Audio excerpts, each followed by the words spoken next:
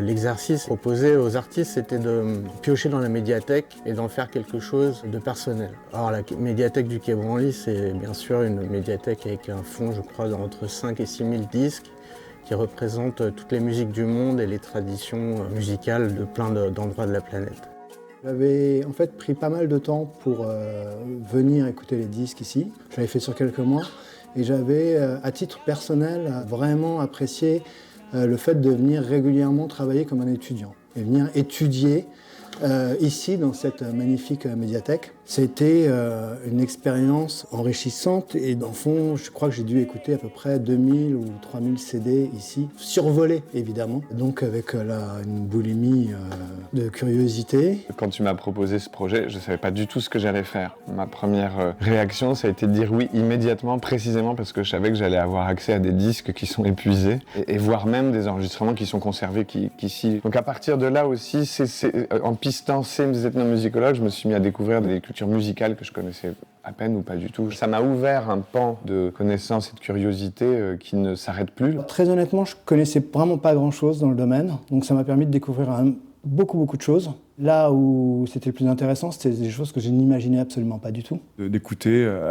à la pile des trucs d'Haïti, des choses de partout, d'Auvergne, etc. Ça, c'était chouette. C'était vraiment même beaucoup de plaisir à passer du temps en bibliothèque, à faire ce travail d'archiviste. J'avais axé toutes mes recherches de son sur essayer d'analyser des sentiments sur différentes cultures, plutôt que de choisir un thème. Donc j'ai pris l'amour chez les Mongols, l'amour chez les Argentins, puis la tristesse chez les Japonais. J'avais tout simplement tapé des mots-clés dans le moteur de recherche. Et tu tapais n'importe quel pays et tu avais des trucs. Et, moi j'ai découvert des peuples carrément, des instruments de musique, des manières de jouer. Je me suis retrouvé à écouter de la musique indienne sans temps, à écouter de la musique mongole sans ton. À la base, je suis plus musicien, j'ai fait des concerts pendant des années, des concerts audio et vidéo, et quand la proposition des siestes est tombée, de travailler à partir des collections du musée, j'étais pas forcément dans l'idée d'aller retravailler, remixer, réintégrer des éléments collectés ici, mais ça m'intéressait beaucoup plus d'être dans le cadre donc, de la séance d'écoute et du DJ-set, donc d'une diffusion, j'allais dire presque à minima, donc de quelque chose qui ne sample pas, qui ne soit pas une compo personnelle, mais plus un travail en fait de montage, de création, presque de construire une narration dans la diffusion des éléments. Le DJ a un autre rapport au son, à mon avis, quoi. Il est un passeur un peu. Et là, ce que les siestes électroniques m'ont demandé, c'est d'être ce passeur. Et voilà pourquoi j'ai pris infiniment de plaisir à passer mon goût pour ces musiques-là.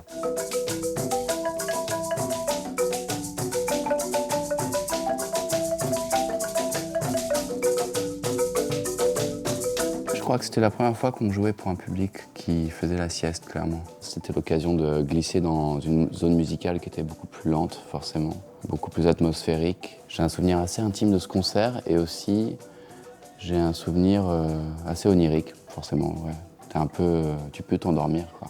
T'es entre le sommeil et la réalité. Et on avait fait une création unique et qui était vraiment destinée à l'écoute en mode relaxante. Et c'était très différent des concerts où on doit faire de l'entertainment, quoi. Dans mon souvenir, il y a une feuille qui est comme un peu une expo, en fait. Il y a un descriptif qui est donné aux gens et pour un peu contextualiser ce que l'artiste va présenter, les recherches et tout ça. Et moi, j'ai vraiment ressenti des bonnes émotions. C'était un peu étrange au début, parce que mixer devant des gens qui sont assis ou allongés, c'est déstabilisant. Mais je suis rentré dans une sorte de mini-trance. Le rapport que tu as avec les gens quand tu joues, il n'a rien à voir. Les gens, ils sont couchés, tu ne sais pas vraiment ce qu'ils ressentent. De jouer ici, on s'est rendu compte que c'était une écoute vraiment privilégiée, l'écoute dans le cadre d'une sieste. Et ça nous a donné envie de le refaire, on l'a refait à plusieurs reprises. De s'autoriser de développer des sons comme ça sur la durée, de manière très contemplative et planante. Il n'était absolument pas prévu que cette performance au Quai Branly devienne mon premier disque, mais ça l'est devenu de manière complètement fortuite. C'est un disque dont on me parle très souvent, un des disques dont on me parle le plus en fait. Encore maintenant, j'ai sorti 4 albums, mais c'est un des disques qui a le plus marqué les gens. Quand le projet s'est lancé et quand moi je suis intervenu en 2013, c'était un moment où les disques d'ethnomusicologie n'avaient pas la même considération qu'aujourd'hui, il me semble. On était encore au moment des premières compiles plus orientées sur le rock de ces pays étranges, exotiques, dans lequel on va chercher un espèce de reflet de nous-mêmes.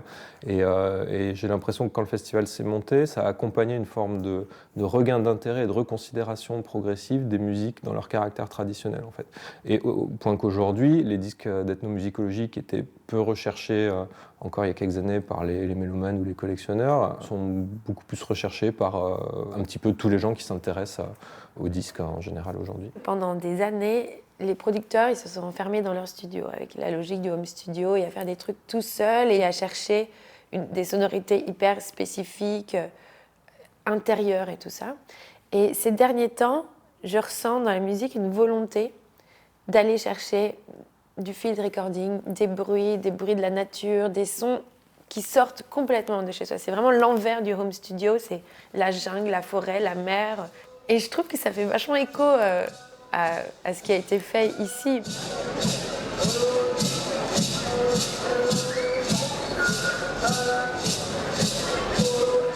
Ça m'a rendu optimiste sur l'ouverture d'esprit des gens en fait. Il n'y avait pas que des vieux de musée comme je les appelle. Il y avait plein de gens. Il y avait des jeunes, il y avait des hipsters, il y avait des gens normaux, il y avait des... Enfin, si les hipsters c'est normaux. Mais tu vois, il y avait vraiment de tout quoi. J'ai vraiment passé un super moment. Ouais. Et je pense que c'est ça aussi qui viennent chercher les gens en tant que public. C'est vraiment pas savoir où tu vas, aller à la découverte tout le temps et te confronter à quelque chose de différent. Et peut-être que justement, ces dernières années, on a été de moins en moins présenté à des choses qui sont différentes de ce qu'on connaît déjà.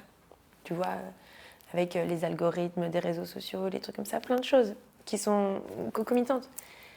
Et au final, je trouve que c'est tellement important de garder ça, de garder une curiosité, de garder la volonté d'aller vers quelque chose que tu ne connais pas forcément et d'aller quelque part sans savoir, sans a priori, sans rien, vraiment juste à la découverte, comme si tu étais un gosse. Et c'est trop bien de pouvoir créer ça, ces moments-là.